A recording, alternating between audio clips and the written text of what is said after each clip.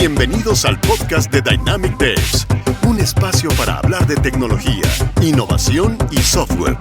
Aprende e inspírate de quienes respiramos y nos dedicamos al desarrollo de software. Únete si eres uno de nosotros. Hola a todos, ¿qué tal? Mi nombre es Rosario Zúñiga, soy COO de Dynamic Devs y bueno, nos encontramos otra vez aquí en un nuevo episodio del podcast de Dynamic Devs, un espacio para todos los que, como nosotros, somos apasionados por la tecnología, la innovación. Aquí solamente buscamos compartir nuestras experiencias y conocimientos con el fin de aprender juntos y seguir construyendo nuestra comunidad. Y bueno, propósito social y medioambiental a veces son términos que no mencionamos cuando hablamos de tecnología de pronto, ¿no? Y quizás pensamos que está implícito de cierta forma en lo que hacemos o de pronto no lo consideramos en absoluto. Entonces, hoy vamos a conversar sobre esto con Daniela Riquelme, UX líder en Cumplo. Bienvenida, Daniela, ¿cómo estás? Hola, Rosario, muchas gracias por la invitación. Estoy muy bien y muy entusiasmada con esta conversación. Buenísimo. A mí, cuando revisé un poco tus redes, tus páginas, me encanta mucho ese mensaje que llevas contigo, ¿no? Sobre el propósito social, medioambiental, tanto desde la perspectiva de UX. Pero me gustaría saber cómo empezaste a hacerte camino justamente en la industria de tecnología hasta llegar justamente a ese mensaje, ¿no? Siempre cuento un poco esta historia, la voy a contar diferente hoy día. A ver. Porque creo que la pregunta cambia un poco la perspectiva. Creo que una selección o una opción que tomé, yo no sabía hacia dónde me iba a llevar y que tiene que ver con la casa de estudios. Yo estudié en la Universidad de Chile, diseño.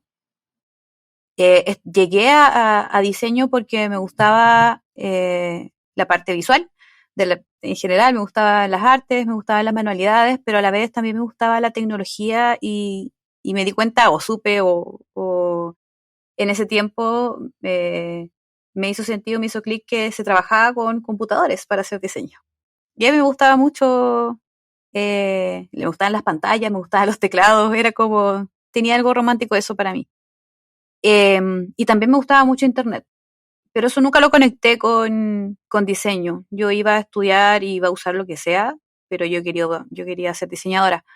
Y al escoger la Universidad de Chile, que tiene un foco más social, tiene un foco, si bien de alguna forma más político, sí sacó de las capas que yo tenía como culturales de donde yo venía, partes que no había profundizado y que tienen más que ver con darle una mirada de la masa, de cómo impactamos a las masas y a la sociedad. Y esa parte súper teórica y de foco y de perspectiva que tiene esa universidad me acercó mucho más al diseño para la masa y para las personas. Entonces, de ahí a UX fue solo un empujoncito. O sea, alguien me explicó lo que era UX. Un profesor me dijo, esto es UX. No me dijo que se llamaba así, en ese tiempo probablemente me dijo otra cosa. Me dijo, no sé, experiencia en general. Y me hizo clic fácilmente porque yo ya traía esa mirada de análisis de la parte más entre antropología, entre la visión de las personas, las sociedades y las culturas, porque es la forma en que trabajamos también en diseño. Así que se me hizo natural. Y como a mí me gustaba la parte digital y siempre quise trabajar en la parte digital, cuando me di cuenta de que se trataba el diseño, fue el espacio que me hizo más sentido, donde yo podía explorar, porque eso era lo que a mí me gustaba, con la parte de la comunicación. Y también cuando uno se pasa al lado de la parte digital en diseño, siempre se asocia a construir cosas, no a diseñarlas. Y eso era lo que a mí me complicaba, porque es parte también de la tecnología, pero yo no veía que esas eran mis capacidades. Yo veía que mis capacidades tenían que ver con el ámbito social y comunicacional. Así que lo exploré y bueno, la respuesta era UX. Y justo hablando de cuando te definieron que era UX, cuando ya comenzaste a entrar en ese mundo, ¿cuál fue el mayor reto que encontraste al momento de justamente diseñar experiencias para las personas, ¿no? Creo que el mayor reto, y lo sigue siendo, es la parte técnica. Y no porque yo tenga que hacer la parte técnica, sino que hacerle entender o ver a la parte técnica o a quienes trabajan en eso, que para mí obviamente es fundamental. Sin la parte técnica no existe experiencia y sin las personas tampoco. Creo que sigue siendo el reto hacerle ver a las personas que trabajan en tecnología que la tecnología está a disposición de las personas. Personas, sí. y el impacto va hacia allá. Independiente de que no trabajemos directamente en la interfaz, lo que hacemos es para solucionar problemas. Y solucionar problemas puede ser o no con tecnología. Entonces, también hay que ver cómo nosotros separamos el pensamiento del artefacto, cómo separamos el pensamiento de la máquina, y que el pensamiento es lo más importante y luego cómo usamos la tecnología para ello. Creo que eso sigue siendo el gran desafío y desde el principio. Claro, la eterna negociación, ¿no? De entre producto, UX, también con tecnología. Siempre va a ser complicado, ¿no? Sobre todo cuando son industrias que de pronto ya tienen una manera, ya una tecnología ya construida. Dígase, bancos. Claro. Creo que un banco ya tiene una forma de funcionar. Entonces meter UX ahí a veces es complicado, ¿no? Es complicado y es conveniente.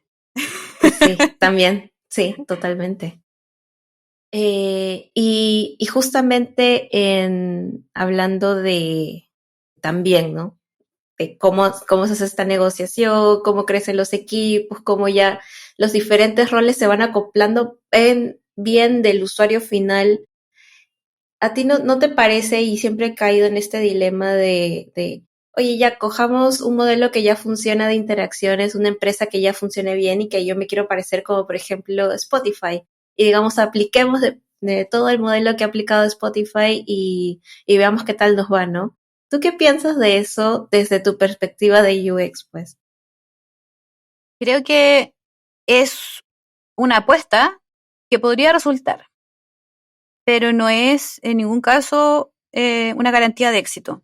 Y creo que eso es lo que cuesta hacerle ver a la gente. Como, porque a ellos les resultó, a mí me va a resultar. Y siempre que, no solamente para tecnología, siempre que copiamos algo que es para personas, es alta la incertidumbre cuando cambiamos de un espacio cultural y de un contexto específico a otro súper diferente. Es como quiero hacer lo que hace Spotify, que es la industria del entretenimiento, específicamente de la música y de la creación de contenidos, en un contexto mayormente mobile, en un contexto mayormente sin manos, sin usar nada, porque en realidad estoy escuchando todo el tiempo. Escuchar es otra expertise. Entonces la interfaz en alguna medida y en algún punto deja de ser relevante en la experiencia. Y entender eso y ver que son situaciones diferentes es muy difícil pasarlo a otro lugar. Es decir, si bien podemos copiar algunas cosas, podemos copiar algunas interacciones que nos pueden ayudar, copiar modelos completos me parece muy arriesgado y por eso digo que es una apuesta.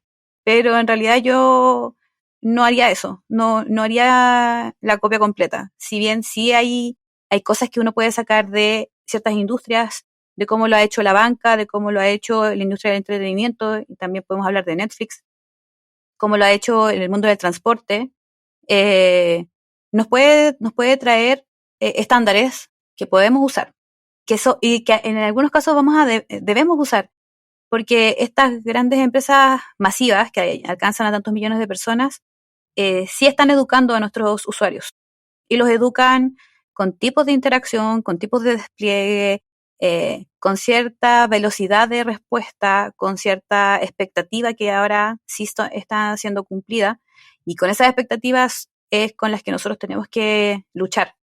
O sea, si queremos copiarle algo, copiemos las expectativas y la resolución de problemas. Y eso lo tenemos que llevar e interpretar en nuestro campo de acción, en nuestro contexto y en nuestra industria. Claro, la inmediatez de estos días sobre todo, ¿no? Todo tiene que funcionar súper rápido, súper bien, tal cual. Y justamente con esa inmediatez y con las cosas avanzando cada vez más rápido, ¿sientes que se están sacrificando aspectos en los productos? Eh, mucho. Si la pregunta es solo eso, sí. Efectivamente. Más o menos que, o sea, ¿qué crees que se viene sacrificando con, no? Porque te doy un ejemplo, ¿no? A veces hay cosas que han tenido que funcionar muy rápido, sobre todo a raíz de la pandemia, en las que solamente se priorizó la operatividad, digamos, ¿no? Cómo las cosas tenían que salir. Digamos, aquí en Perú hubieron bastantes bonos para ayudar a las personas de menos recursos, como no podían trabajar y demás. Entonces, ahí se sacrificó gran cantidad de escenarios en que las cosas podían salir mal, pero bueno, justamente por la inmediatez a la que se tenía que responder, ¿no? Pero no sé si conoces algún otro ejemplo, no tanto en casos tan extremos, digamos, como la pandemia, sino en general porque un producto quiere avanzar más que todo por ganar mercado o por algo financiero, ¿no? UX también. Y creo que es algo que no hemos sabido compatibilizar en general en nuestros discursos. UX sí tiene que tener los mismos objetivos que producto, pero con una mirada de usuario. Y de la persona es fundamental, está en el centro. Para el producto también debería estar en el centro porque la persona es la que consume. El objetivo debería ser el mismo, quizás la bajada cambie un poco, pero creo que ahí es donde más nos perdemos. Nos perdemos en defender la metodología por la metodología y no la metodología por el objetivo. Producto también a veces se pierde en la metodología de trabajo, a veces en el poner el foco excesivo en el resultado y que a veces el resultado viene de distintas formas, no solamente con la metodología. Eh, yo creo que es un camino de soltar un poco también las áreas y de entregarse al objetivo de la compañía, de la empresa, de la institución, ya sea de gobierno, ya sea privada, que todos tenemos un objetivo de negocio, que puede no ser de negocio, puede ser el objetivo de tu fundación, el objetivo de tu pyme, el objetivo de tu institución. Son lo que nos debe mover. Nuestra trabajada es centrada en las personas y nos gusta y hablamos mucho de esta organización está centrada en las personas. Pero una cosa es decirlo y otra cosa es hacerlo. El número que se persigue con personas. Es decir, si yo quiero agrandar mi número, probablemente lo que tengo que trabajar es que las personas compren, que las personas conviertan, que las personas tomen las decisiones. Entonces yo creo que ahí nos perdemos un poco UX, producto y las otras áreas de la compañía de pronto, que dejamos de ver a las personas como parte del negocio o parte de los objetivos. Perseguimos un número, pero el número está articulado y accionado por personas usuarias. Claro. A lo que te referías de la pregunta era lo que sacrificábamos. Sí. Y que finalmente sacrificábamos la parte emocional. Siempre estamos sacrificando la parte emocional. A veces nos cuesta darnos cuenta de que comprar, de que adquirir, de que usar es detonado por emociones. Emociones de necesidad, de dolor, de frustración, de ansiedad, de placer, de distintas energías, pero son emociones. Y los seres humanos nos movemos por emociones. Incluso en la parte más técnica nos vamos a seguir moviendo por emociones y por el ego. Antes eso que dices, o sea, no me había puesto en esa perspectiva, ¿no? Que al final se pierden las emociones. Y dime, y hablando de estas emociones, si hablas de productos de empresas privadas, empresas gubernamentales, ya las cosas cambian un poco, ¿no? Esas emociones varían también y porque hay que tomar en cuenta ciertas cosas también regulatorias cuando hablamos de gobierno, ¿no? Entonces, ¿cómo priorizas qué atacar en estos casos, no? qué problemas o qué formas hay para mejorar en el aspecto de, de hacerle caso a esas emociones de las personas en los diferentes productos que ves? En lo gubernamental, creo que no hay tantas opciones, y lo primero es seguir la ley. La ley o las regulaciones o los mandatos, como le llamemos. Eso es lo primero. Y el siguiente paso es disminuir al máximo la fricción que esto le genere a los ciudadanos y ciudadanas. Debemos estar conscientes de que el trabajo dentro de una experiencia de gobierno siempre va a tener que ver con la obligación. Y la obligación de las personas también. No todo siempre es una opción tan fácil. Si las personas dejan de usar instituciones de gobierno o flujos o procesos del gobierno, probablemente se van a ver perjudicados legalmente. Y entonces su opción es bastante dura. Es lo hago o no cumplo, o incumplo la ley.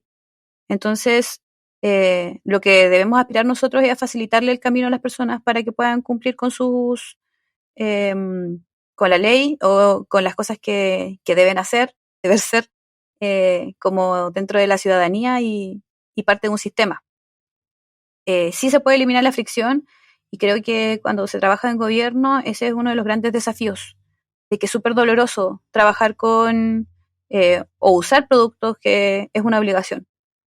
Yo tengo que declarar mis impuestos, yo debo pagar ciertas cosas, debo, no sé, sacar mi identificación, debo tener mi permiso de circulación, debo pagar la patente, etcétera.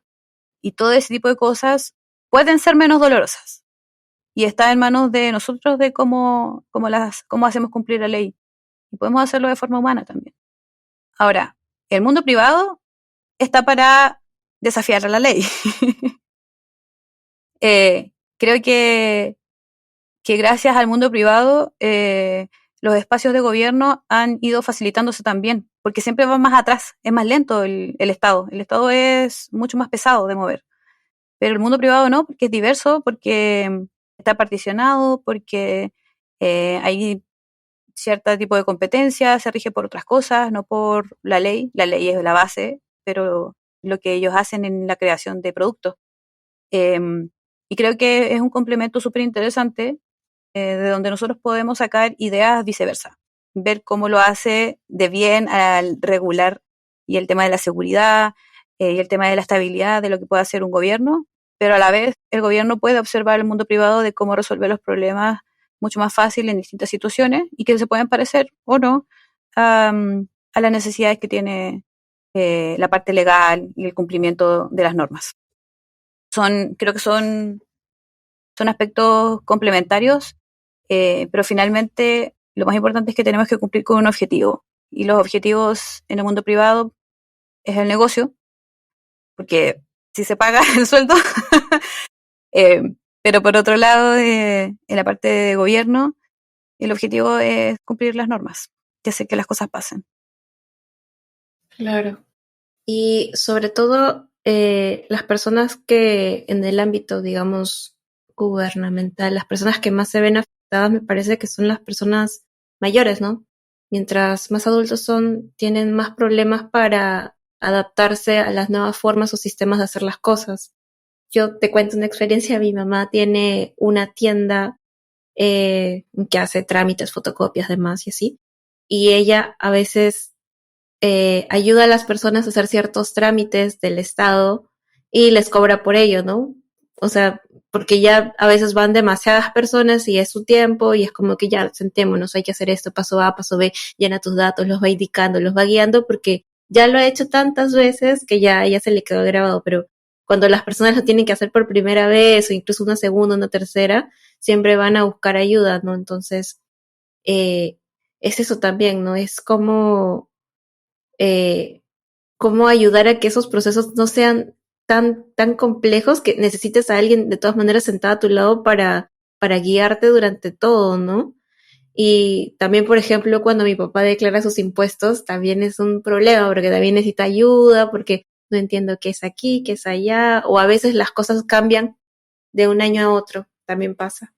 cambiaron el sistema porque ya no les funciona ese sistema, van a pasar a otro sistema y otra vez ya le cambiaron las cosas. Entonces, creo que son sobre todo las personas mayores y ese sentimiento, ya que hablamos de los sentimientos, lo que ellos sienten es un poco de impotencia. Eso es lo que le pasa a mi papá, no siente que no puede hacer algo y a veces es como frustración también, ¿no? Es un poco triste también esa parte. Sí, totalmente. Eso igual pasa acá en Chile. Muchas veces nosotros diseñamos pensando en que alguien va a asistir, porque no nos quedan recursos para diseñar personalizadamente, con toda la accesibilidad que damos, con una guía, y es muy difícil que se entregue presupuesto para eso, porque a las minorías siempre se les trata como minorías, aunque sean una gran cantidad de personas.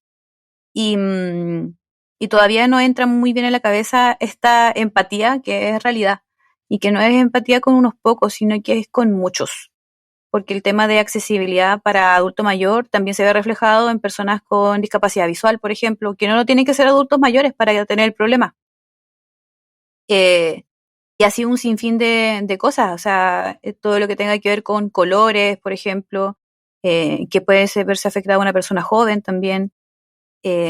Está súper invisibilizado todo lo que sea fuera de la norma. Y lamentablemente en UX, generalmente sí que queremos abrir el espacio a testear con más usuarios, diseñar para otros usuarios. Es como, no, foco acá, foco en la masa, foco en personas como nosotros, porque pareciera que las personas como nosotros son las personas que van a usar el servicio. Pero ese es uno de los grandes problemas que sigue pasando, que a pesar de que se valora la presencia de perfiles de experiencia de usuario, terminamos cayendo en los mismos sesgos. Y es uno de los grandes problemas que tenemos a nivel transversal y global. Eso no solamente pasa en Latinoamérica, de que los sesgos son el gran enemigo de la experiencia de usuario. Que le pasa solamente a tu familia, a la mía también. Sí, pero lo más loco es que a veces dices, ok, diseñamos para personas como nosotros y no consideremos a las personas mayores, pero mi mamá tiene una manera de moverse por la tecnología increíble, ¿ah? O sea, la usa mejor que yo, me parece, porque ella a veces tiene que escribir textos largos o tiene que tipear libros, no sé, y lo que ella hace es usar su WhatsApp y le dicta su WhatsApp todo lo que tiene que tipear y ya, esa es su manera de hacerlo y lo hace mucho más rápido que estarlo escribiendo y yo ni por acá se me hubiera cruzado a hacer eso, ¿no? Pero también tienen sus recursos y su manera de hacer las cosas, ¿no? Es que es su modelo mental. Y cada vez, incluso nosotros, en algún momento vamos a llegar a cierta edad también en la que vamos a necesitar también apoyo, o sea, no estamos pensando también en eso, ¿no? Creo que esta generación que está creciendo con tecnología, la nuestra, que ha llegado pues desde que ya ha conocido internet, ha visto muchas cosas, también va envejeciendo, ¿no? ¿Qué va a suceder más adelante? Es la cuestión, ¿no? En los que estamos desarrollando productos somos nosotros. ¿Quién va a diseñar para nosotros después? ¿Quién está diseñando para los más jóvenes también? También, tal cual. Sí, de verdad, muchas veces nos miramos el ombligo, y no lo digo solamente para UX en general en las compañías. Cuesta salir de que somos personas diferentes, de que hay diversidad y que la diversidad no es la minoría. La diversidad somos nosotros. Creo que ese discurso no está en el aire, está solamente para el mes de la diversidad, para el día de la diversidad, para cuando hablamos de feminismo, para cuando hablamos de causas sociales, pero está en el negocio, y el negocio debería ver esa oportunidad de ganar, porque está ahí, ¿ya? Y la diversidad también soy yo, que puedo ser una persona que veo bien, soy una persona que camina todavía bien, pero que mañana no sé, puedo tener un accidente y ya voy a ser de otro segmento, otro grupo de tipos de usuarios, y hoy día ya soy de otro grupo de usuarios también. Depende del punto de vista donde tú lo estés mirando, ¿ya? Entonces pareciera que hiciera falta que a las personas que toman decisiones les pase un poco de realidad por encima, de la forma que sea, para que se den cuenta de que todos podemos acceder a servicios, todos podemos pagar servicios, algunas personas con más oportunidades que otras, pero somos todos partes de esta diversidad. Y esa diversidad incluye a personas como tu mamá, que sí pueden jugársela o ver cómo resuelve el problema con este aparato que tengo acá. También le pasa a mi familia, mi mamá no sabe usar bien la cámara, pero sí nos manda fotos porque sabe que dentro del chat hay una cámara y usa la cámara del chat para mandarnos fotos y no saca fotos para nada más. Y lo solucionó, ella no necesita la cámara, probablemente, no como lo necesito yo. Yo sí quiero mi cámara de mi teléfono que tenga cierta cantidad de zoom y que tenga cierta cantidad de apertura del foco, etcétera. Pero son usuarios diferentes. A pesar de que somos las dos mujeres, hetero, cis, chilenas, con la tez ni muy blanca ni muy oscura, promedio, clase media, no sé. Hay una tremenda diversidad dentro de los usuarios y tenemos que ser capaces de trabajar con todas esas. Todas somos consumidoras de algo, de información, consumidoras de productos, consumidoras de servicios. Así que generalmente estamos trabajando con un segmento de la población súper reducido en tecnología. Tenemos que seguir abriéndonos. Tal cual. Y justo también hablando de la diversidad, además, hace un tiempo tuvimos una charla sobre testing de accesibilidad, ¿no? Y también hablaban de eso que mencionabas tú, de personas que no pueden ver bien los colores o de pronto no pueden leer ciertas cosas, o incluso hay contrastes muy fuertes en los diseños que pueden ocasionarles problemas también ópticos a ciertas personas, ciertas animaciones que son complicadas de ver, ¿no? Entonces, eso es parte también de la responsabilidad social que ejerce un UX. Sí. Yo ahí diría que esa responsabilidad social está implícita dentro de la disciplina. Diría que si no consideramos que existen esa diversidad de personas, no estamos haciendo UX. Porque nosotros trabajamos para los usuarios. No trabajamos para algunos usuarios que a nosotros nos gusten o se parezcan a nosotros. Trabajamos para todas las personas, las que nos caen bien, las que nos caen mal, las que nos gustan, las que las encontramos lindas, las que encontramos feas, todas las personas. Y es difícil salir de ahí. Entonces es un ejercicio constante de estar mirando la realidad, de salir a la calle, de observar, no necesariamente de hacer investigación con entrevistas, que también es necesario, pero tenemos que observar, tenemos que leer lo que está pasando en los contextos sociales, tenemos que estar leyendo lo que está pasando a nivel mundial, tenemos que estar viendo y observando cómo la gente comenta, cómo la gente habla, cómo la gente observa, qué es lo que necesita, qué es lo que pide. Eso también es parte de nuestro trabajo, o sea, ser observadores constantes de la realidad. Quizás en diseño sabemos observar, pero no siempre vamos a saber ir a buscar la información. Quizás hay otras áreas como la antropología, la sociología que tienen esas técnicas, entonces juntémonos más con esas personas, hablemos, analicemos. En realidad, toda la necesidad que haya sobre accesibilidad, sí la podemos ver nosotros, la podemos diseñar, pero no siempre la vamos a poder como vivir o tantear. Y hay que seguir haciéndolo. Yo creo que la constante búsqueda de información rica, de tener este pensamiento sistémico de las cosas, analítico, reflexivo, es fundamental para hacer UX. Si quiero hacer UX y solo quiero diseñar, estoy lejos de hacer UX. Uh-huh.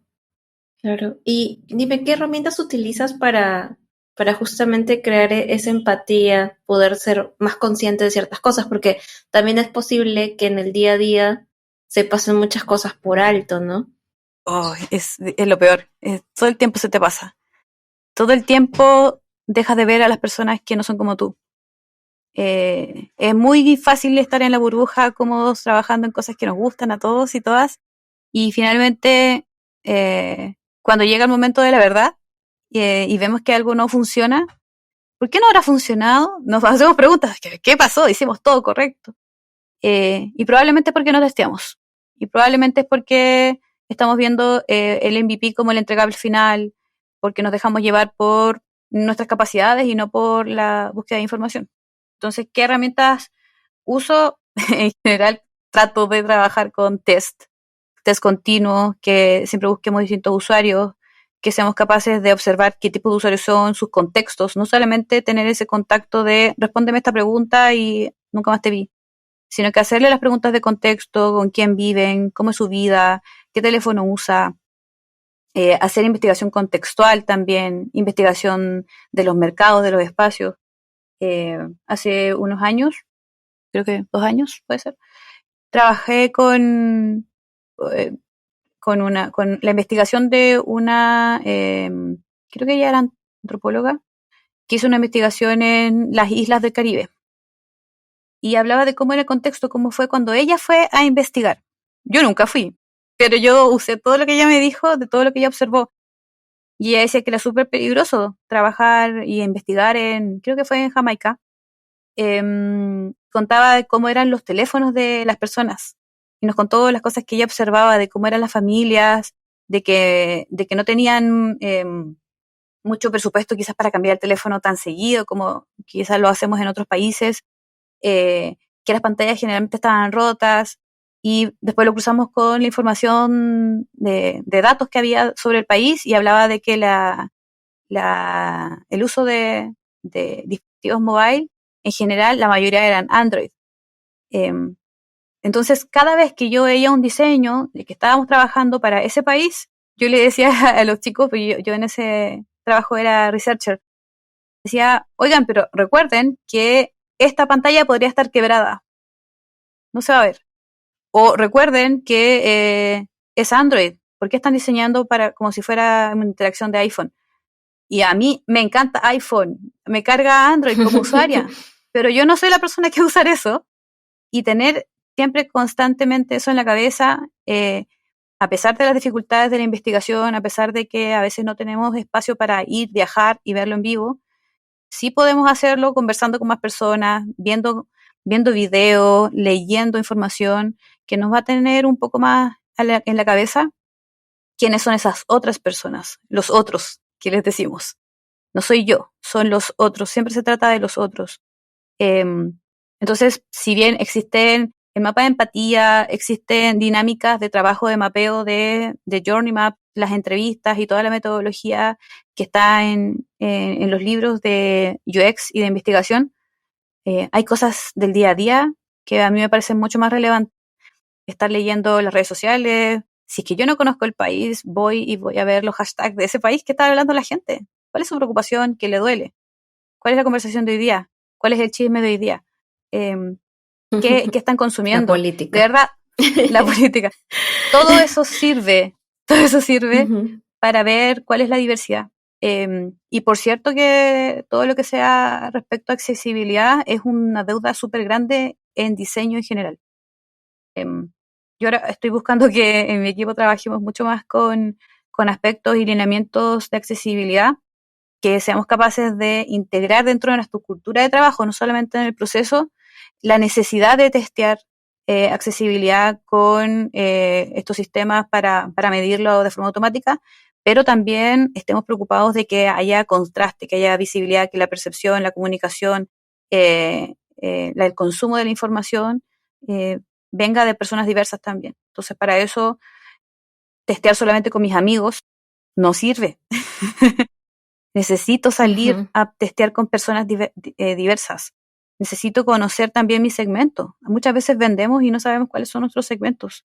Tengo que buscar mis segmentos y tengo que después buscar personas que respondan al segmento al que yo le quiero vender.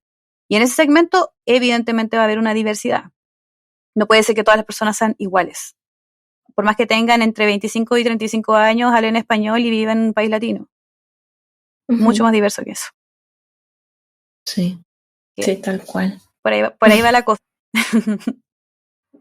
De lo que más me ha sorprendido de lo que me has dicho, o sea, todo es interesante, pero es cómo diseñas para una pantalla que tú asumes que va a estar rota. Es un poco como, ok, ya. ¿No lo habían pensado? Ay. No, nunca, nunca. De verdad, no es la primera vez que escucho eso. Sí. Yo igual me sorprendí cuando me di cuenta que era importante. Sí. Y ya avanzando un poco más de la parte de, digamos, las discapacidades físicas, pasando ya a la parte mental que, bueno, en los últimos años nos ha enseñado y a todos a cuidar más nuestra salud mental por estas ocasiones y por todo el tema de las cuarentenas y demás. Eh, Síntomas como ansiedad, depresión, estrés, siempre han ido en aumento en estos últimos años, ¿no? El diseño, ¿cómo es que se adapta a este tipo de síntomas, ¿no?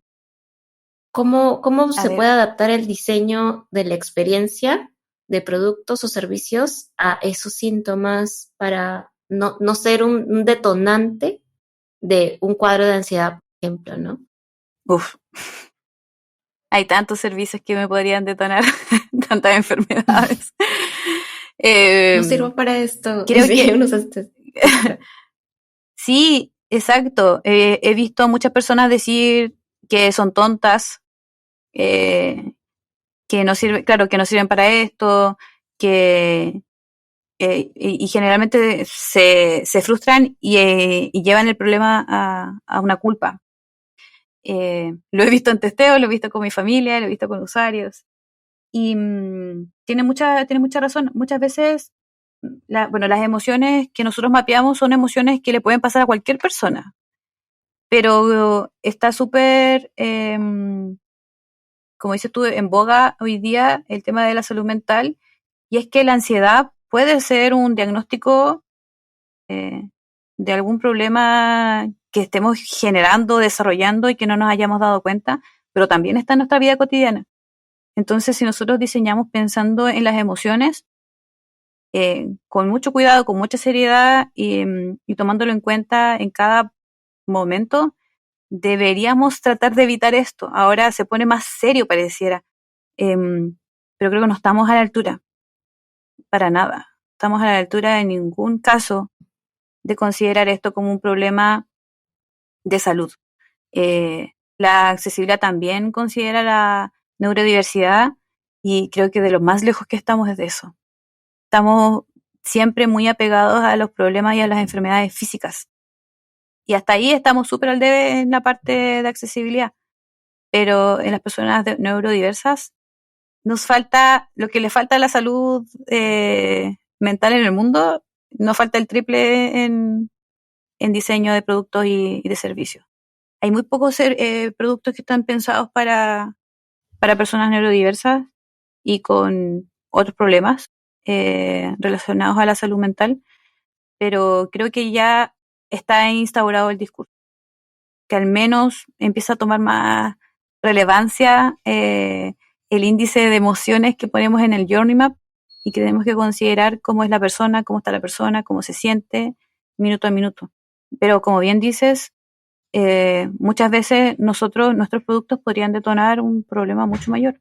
Y esto yo igual lo digo desde no ser para nada experto en el tema, pero veo el dolor y veo que cada vez es más demandante y debería empezar a cubrir más las necesidades de investigación, de testeo y de esta curva de las emociones que dibujamos como si fueran cualquier persona que no conocemos, pero en realidad podría ser una persona que tiene los problemas que dices y que le podríamos detonar algo mucho más grave. Claro. Investigando un poco para justamente esta grabación de hoy, leí que hasta incluso llenar formularios con preguntas que pueden detonar ciertas emociones, ciertos cuadros de depresión también. Por ejemplo, cuando te preguntan tu estado civil y de pronto acabas de perder a tu esposo o tu esposa o también incluso cuando preguntaban tu género anteriormente y no había más opción que género masculino, género Todavía. femenino. Y todavía pasa en muchos lugares, entonces es como, incluso llenando un formulario, ¿no? Totalmente. Sí, creo Es que estamos muy incluso adelantados. agresivo. Ujú. Hace poco estuve rellenando un formulario para algo, era algo público, algún servicio público. Y vi que decía femenino y masculino y nada más. Y hasta yo, que no, mi opción está ahí, me siento como incómoda.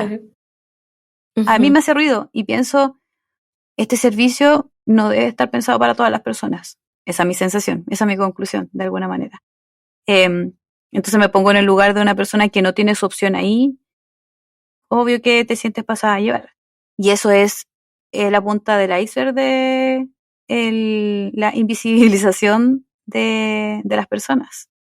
O sea, hay problemas mucho más graves en el registro civil, no sé cómo se llama en Perú, pero RENIEC. como, Ujú.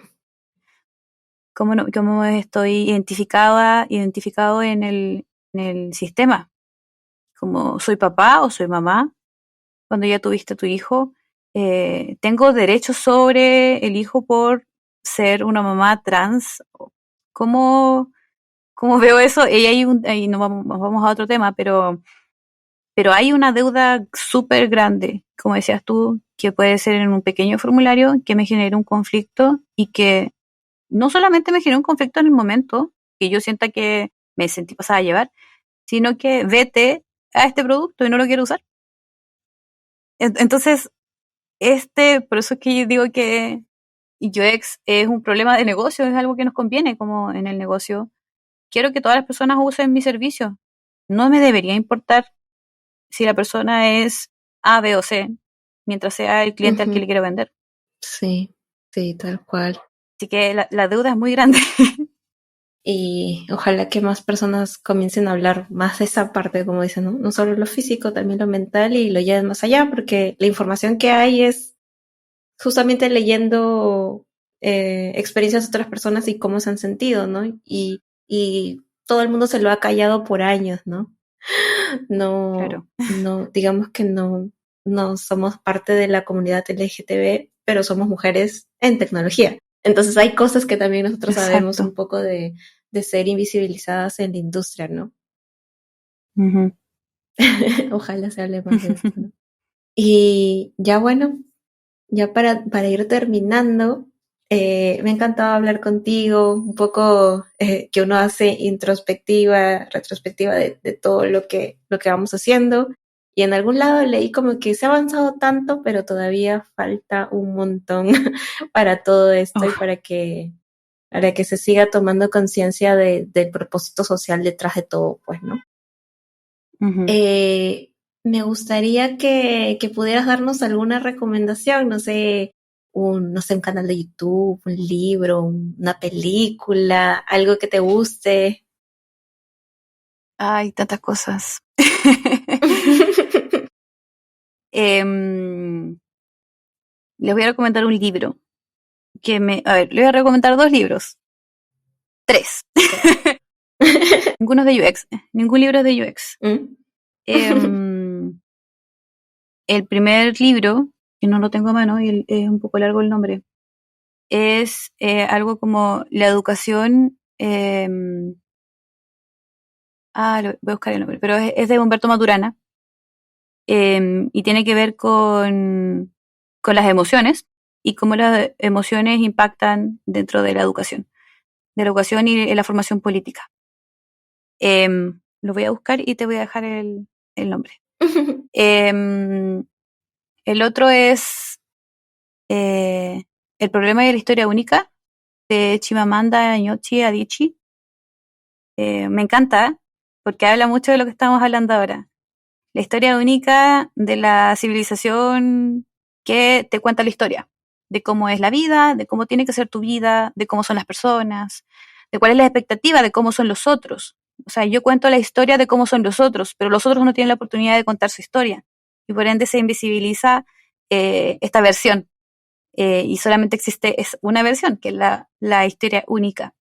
Es un libro súper corto que también es una charla TED que habla de algo muy simple, pero a la vez nos impacta todos los días y creo que tiene directa relación con lo que le pasa al mundo UX, de que esta versión de la historia única no es mi historia, ni es como yo veo las cosas, ni como yo cuento las cosas, sino como otros cuentan las cosas, como otros cuentan su historia, que finalmente, así como siempre que se escucha, es muy difícil de llevarlo a cabo en lo cotidiano.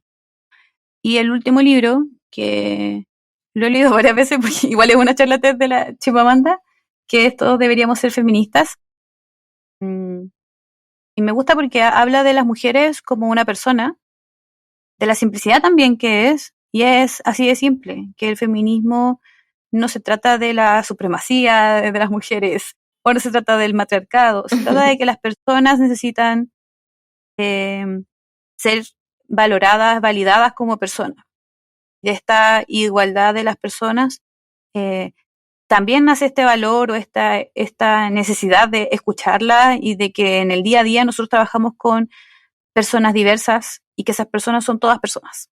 No hay personas que valgan más o personas que valgan menos. Simplemente personas que van a comprar más o que van a comprar menos. Y no siempre se trata de dinero, no siempre se trata de algo particular, de mis deseos propios de diseño o de líder o de jefe o de persona a cargo de la toma de decisiones.